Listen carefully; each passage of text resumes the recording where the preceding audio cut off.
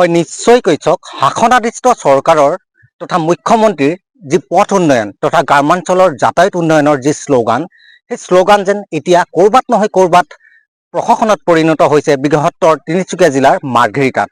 হয় নিৰ্বাচনৰ সময়ত ৰাইজেই ৰজা আৰু ৰাইজেই প্ৰজা বুলি দম্ভালি মৰা মন্ত্ৰী বিধায়কৰ নিৰ্বাচনৰ সময়ত যি প্ৰতিশ্ৰুতি প্ৰদান কৰে নিৰ্বাচনৰ পাছত যেন সেই প্ৰতিশ্ৰুতিসমূহ ফুটুকাৰ ফেনত পৰিণত হয় তাৰ এই বাস্তৱ উদাহৰণ আজি আমি দেখুৱাম ND24ৰ দৰ্শকসকলক।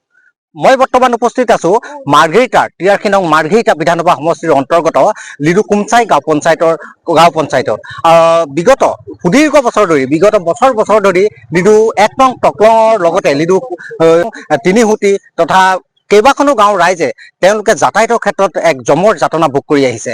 যাতায়াতৰ ক্ষেত্ৰত তেওঁলোকে এখন বাঁহৰ দলঙৰে বিগত সুদীৰ্ঘ বছৰ ধৰি তেওঁলোকে যাতায়াত অব্যাহত ৰাখিছে, ফলত তেওঁলোকে যথেষ্ট অসুবিধাৰ সন্মুখীন হৈছে। মোৰ ভিডিঅ' সাংবাদিকে দেখুৱাব এক দৃশ্য বিগত বছৰ ধৰি লিডুৰ যি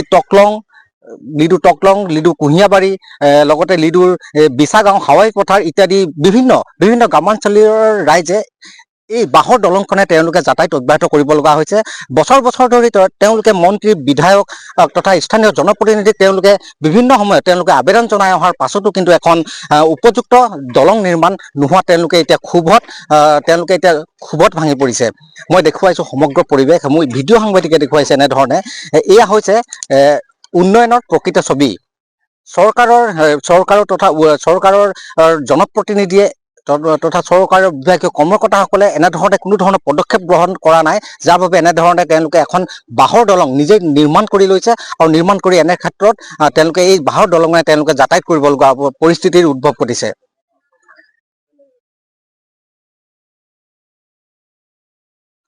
চৰকাৰৰ উদাসীনতাৰ এক উৎকৃষ্ট নিদৰ্শন। চৰকাৰে কেনেধৰণে বৰ্তমান সমষ্টিটোৰ উন্নয়ন কৰিছে সেই উন্নয়নৰ এক ফুফুলা ছবি আমি আপোনালোকৰ আগত দেখুৱাব লাগিব। মোৰ লগত একাংশ স্থানীয় ৰাইজ আছে, মই তেওঁলোকৰ পৰা জানিব বিচাৰিছো। আমি আজি কিমান দিনৰ পৰা এই সমস্যা? বহুত দিনৰ পৰা আমাৰ ককা দেউতাহঁতি ইয়াতে মৰি হেৰাই গ'ল।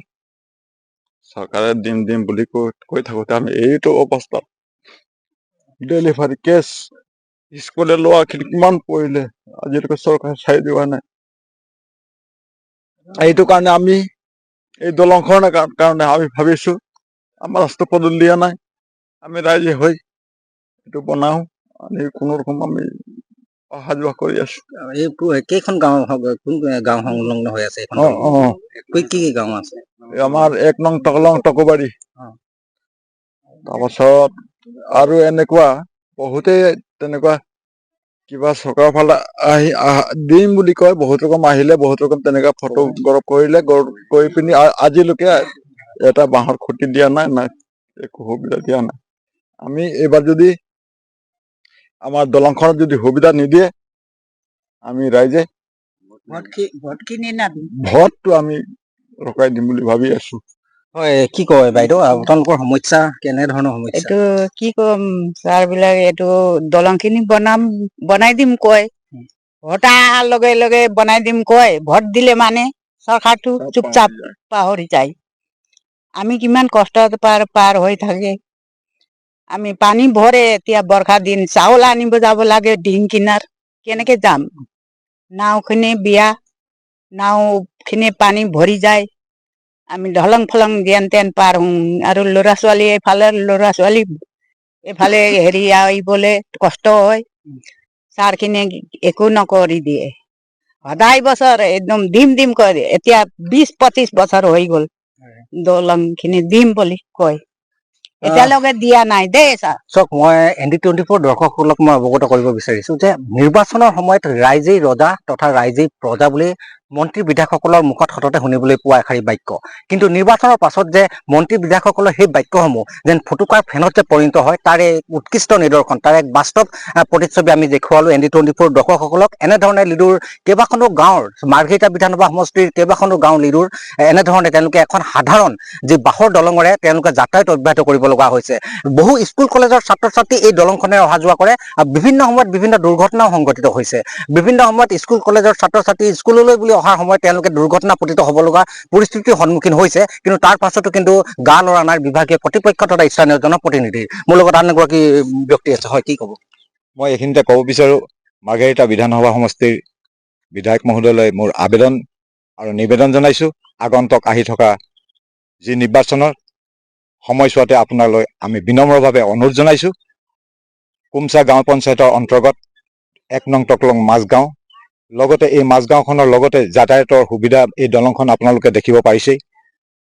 এই দলঙেদি বহুত স্কুলৰ ছাত্ৰ ছাত্ৰীৰ লগতে গাঁওখনৰ বিভিন্ন প্ৰান্তৰ পৰা সুখ দুখৰ যেনেকৈ ডেলিভাৰী কেছ, যেনেকৈ বেমাৰ আজাৰ হয়, তেতিয়া অনাৰ ক্ষেত্ৰত, অহা যোৱাৰ ক্ষেত্ৰত তেওঁলোকৰ আমাৰ বহুত কষ্ট হৈ আহিছে। আৰু লগতে এই দলংখনেদি যেনে হাইপথাৰ গাৰাবস্তি, কুমচাই গাঁও পঞ্চায়তলৈ, হাইপথাৰ বিছাগাঁও, হাচাক, এনেকৈ দি 3 মাইললৈকে এই দলংখনেদি অহা যোৱা কৰা হয় আৰু স্কুলৰ ছাত্ৰ ছাত্ৰীও অহা যোৱা কৰা হয়। গতিকে আজিলৈকে বিভাগীয় কৰ্তৃপক্ষৰ আৰু আমাৰ বিধায়ক মহোদয় দৃষ্টিকোণ নহ'ল, আৰু নোহোৱাৰ বাবে আমি বিনম্ৰভাৱে প্ৰাৰ্থনা জনাইছোঁ যে আগন্তুক এই দলংখন নিৰ্মাণ কৰি দিয়াত আপুনি সহায় সহযোগ আগবঢ়ায়। আৰু লগতে এইখিনিতে মই কওঁ যে বিভাগীয় কৰ্তৃপক্ষই যে আমাৰ বিধায়ক মহোদয় দৃষ্টিকোণ কিয় নহয়, সেইদিনা 2025 চনৰ 21 জানুৱাৰী তাৰিখে মোৰ বিগত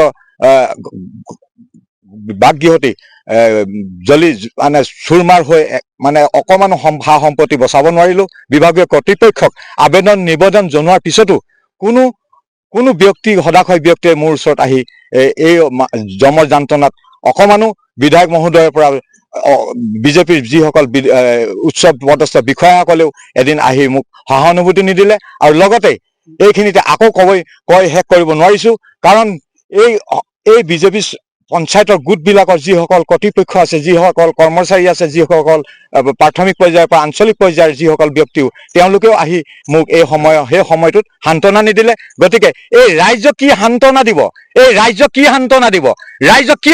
দিব? তেওঁলোকে ভোটৰ সময়ত ভোট লৈ গুচি যাব, কিন্তু পিছত একো দিয়াৰ প্ৰতিশ্ৰুতি দিয়ে, কিন্তু দিয়াৰ কোনো প্ৰতিশ্ৰুতি নাই। কাৰণ এটা ঘৰ জুই চাৰমাৰ হৈ যোৱাৰ পিছতো এই মাৰ্ঘেৰিটা সমষ্টিৰ যিসকল বিজেপিৰ কৰ্মদাতা, তেওঁলোকে কেতিয়াও চাব বুলি আমি ভবা নাই, আৰু আগন্তুক আহি থকা দিনবোৰত আমি নিশ্চয় ভাবিবলৈ বাধ্য হ'ম।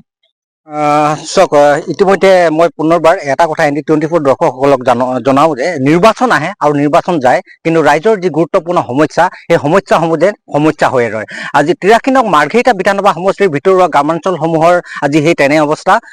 ইতিমধ্যে মই দেখুৱালোঁ মাৰ্ঘেৰিটা বিধানসভা সমষ্টি টকলং, বিছাগাঁও, হাৱাইপথাৰ তথা তিনিসুঁতিৰ ইত্যাদি কৰি বহুকেইখন গাঁৱৰ সংযোগী যি এখন দলং, এখন বাঁহৰ দলঙে বহুকেইখন গাঁৱৰ ৰাইজে ইতিমধ্যে এখন বাঁহৰ দলঙৰ উপৰি তেওঁলোকে যাতায়াত অব্যাহত ৰাখিব লগা পৰিস্থিতিৰ উদ্ভৱ ঘটিছে। বিভিন্ন সময়ত বিভিন্ন দুৰ্ঘটনা হোৱাৰ পাছতো বিভিন্ন সময়ত এই গাঁৱৰ সাধাৰণ ৰাইজে চৰকাৰ তথা জনপ্ৰতিনিধি তথা বিভাগীয় কৰ্তৃপক্ষসকলক আবেদন নিবেদন জনোৱাৰ পাছতো তেওঁলোকে বিভাগীয় কৰ্তৃপক্ষৰ ফালৰ পৰা কোনো ধৰণৰ পদক্ষেপ গ্ৰহণ নকৰাত এতিয়া এনেধৰণে তেওঁলোকে ক্ষোভিত হৈ পৰিছে, আৰু তেওঁলোকে আশা ৰাখিছে যে যি আকৌ পুনৰবাৰ নিৰ্বাচন আহিছে, নিৰ্বাচনৰ প্ৰাক্ষণত মন্ত্ৰী বিধায়ক তথা স্থানীয় জনপ্ৰতিনিধিসকলে তেওঁলোকে এই গাঁৱৰ এই যি গুৰুত্বপূৰ্ণ সমস্যা সমাধানৰ ক্ষেত্ৰত তেওঁলোকে এক গুৰুত্বপূৰ্ণ ভূমিকা গ্ৰহণ কৰিব বুলি তেওঁলোক আশাবাদী।